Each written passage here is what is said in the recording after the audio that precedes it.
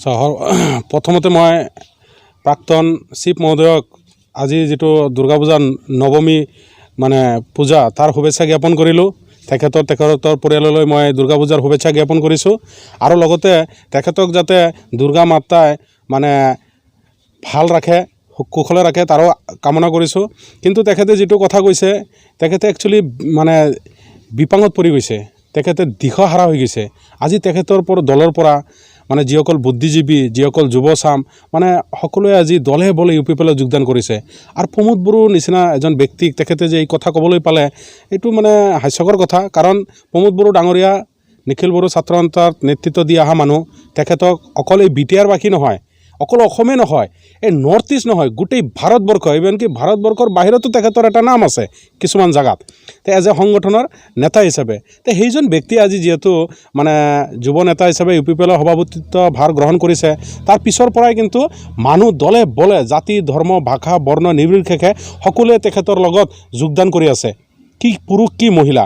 ইয়াতে মানে তেখেতে কোৱা কথাটো মানে কোনো পদ্ধতি মানে প্ৰতিফলন নহ'ব। কাৰণ এইবাৰ ইউ পি পি এলৰ চৰকাৰ গঠন হোৱাটো 100% খাটাং, এইটো ৰাইজে আমাক মানে সঁহাৰি জনাইছে, সেইকাৰণে আমি কৈ আছোঁ। আৰু এইবাৰ আমাৰ প্ৰমোদ বড়ো ডাঙৰীয়া নতুন বিটিআৰৰ নতুন চিফ হোৱাটো খাটাং। প্ৰথমতে মই হীৰাচৰণীয়া ডাঙৰীয়াক দুৰ্গা পূজাৰ শুভেচ্ছা জ্ঞাপন কৰিলোঁ। আৰু তেখেতে যি ৰাজনীতি লাভালাভৰ কাৰণে যি বড়ো অনাবড়োৰ মানে সৃষ্টি কৰি তেখেতে নিজৰ মুনাফা আদায় কৰিলে যোৱা 5টা বছৰ, আৰু এইবাৰো তেখেতে দ্বিতীয়বাৰৰ পৰা সাংসদ হ'ল। কিন্তু মোক তেখেতলৈ মোৰ প্ৰশ্ন যে তেখেতে কিমান নন বড়ো মানুহক তেখেতে আজি তাৰিখত চাকৰি দিছে, কিমান নন বড়ো মানুহৰ কাৰণে তেখেতে আজি তাৰিখত সংসদত উত্থাপন কৰিছে। তেখেতে তাৰমানে তেখেতৰ যিটো ৰাজনীতি এইটো মানুহে গম পাই গৈছে। আজি অনা বড়ো যিটো সংগঠন তাৰ পৰা বহুত মানে সক্ৰিয় কৰ্মী সেই দল ত্যাগ কৰি আমাৰ দলত আহিছে। তাকেতো গ'লোঁ, তেখেতে তাৰমানে মানুহৰ ৰাইজৰ আৱেগ অনুভূতিলৈ তেখেতে খেলি কিনে দুবাৰ সাংসদ হ'বলৈ পালে।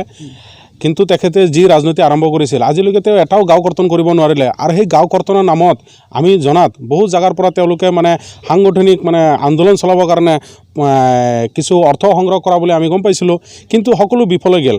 আজি সংসদত তেওঁ কিয় একবাৰ উত্থাপন নকৰিলে গাঁও কৰ্তনৰ কথা? তেখেতক সংসদত পঠোৱা হৈছিল না, তেখেতে মাটিৰ কথা কিয় একবাৰ উত্থাপন নকৰিলে সংসদত?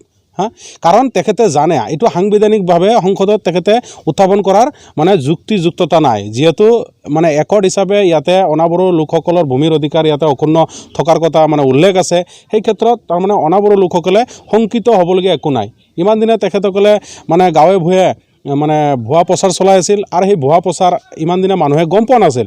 কিন্তু এই আজি বিগত কেইবছৰ ধৰি মানে ধৰক 1 বছৰ ধৰি ইউ পি পি এলৰ যিটো উত্থান হ'ল, আৰু আমি গাঁৱে ভূঞে এইটো সজাগতা এটা আৰম্ভ কৰিছোঁ। কাৰণ মানুহক মিথ্যাৰ প্ৰশ্ৰয় দি ৰাখি লাভ নাই, মানুহে সঁচাটো জানিব বিচাৰে। আৰু সেই সঁচাটো আমি মানুহক অৱগত কৰাৰ পিছত আজি তাৰিখত এই বড়ো অনাবড়ো আৰু এই GSP মানে যিটো ৰাজনৈতিক দল তেওঁলোকক এইবাৰ ৰাইজে আঁকোৱালি নলয়। কাৰণ মই নিজে 40টা সমষ্টি ঘূৰি আছোঁ, মই বহুত জাগাত পৰ্যবেক্ষণ কৰিছোঁ। তো সেই ক্ষেত্ৰত তেখেতৰ এই ৰাজনীতি বড়ো অনাবড়ো ৰাজনীতি আৰু নচলে। তাৰমানে চাওঁ, মই যিসকল নন বড়ো ভোটাৰ আছে তেওঁলোকক মই এটাই আহ্বান জনাম, এখন বিৰাট ধুনীয়া শান্তি চুক্তি হ'ল, আৰু এই শান্তি চুক্তিৰ কাৰণে আজি আমাৰ এই বিটিআৰত বহুত অনুষ্ঠান প্ৰতিষ্ঠান আহিছে, আৰু সেই অনুষ্ঠান প্ৰতিষ্ঠানবিলাকত আমাৰ মানৱ সম্পদ গঢ় তোলাৰ কাৰণে মানে আমি কাৰ্যক্ষম হ'ব পাৰিম। সেইকাৰণে আৰু আগন্তুক দিনত আমাৰ এই বিটিআৰখন আমি সোণালী বিটিআৰ ৰূপে গঢ়ি তুলিব পাৰিম। আৰু প্ৰমোদ বড়োৰ নেতৃত্বত তেখেতে যিহেতু কৈ আছে যে প্ৰত্যেকটা জাতি জনগোষ্ঠীক আগুৱাই নিয়াৰ কাৰণে ভাষা সংস্কৃতি কলা কৃষ্টি তেওঁলোকৰ আগুৱাই নিয়াৰ কাৰণে প্ৰত্যেকটা জাতি জনগোষ্ঠীক প্ৰমোদ বড়ো চৰকাৰ অহাৰ পিছত মানে উন্নয়ন বোৰ্ড দিব।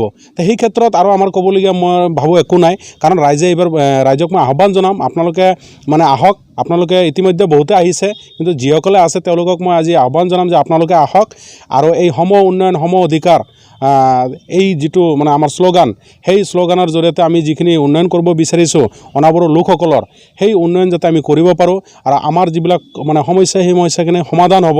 কাৰণ এইবাৰ প্ৰমোদ বড়ো তেখেতে দায়িত্ব লৈছে, আৰু গণতন্ত্ৰত ৰাইজে ৰজা। সেইকাৰণে আপোনালোকক মই আহ্বান জনাম, 5টা বছৰ আপোনালোকে চাওক কাৰ্য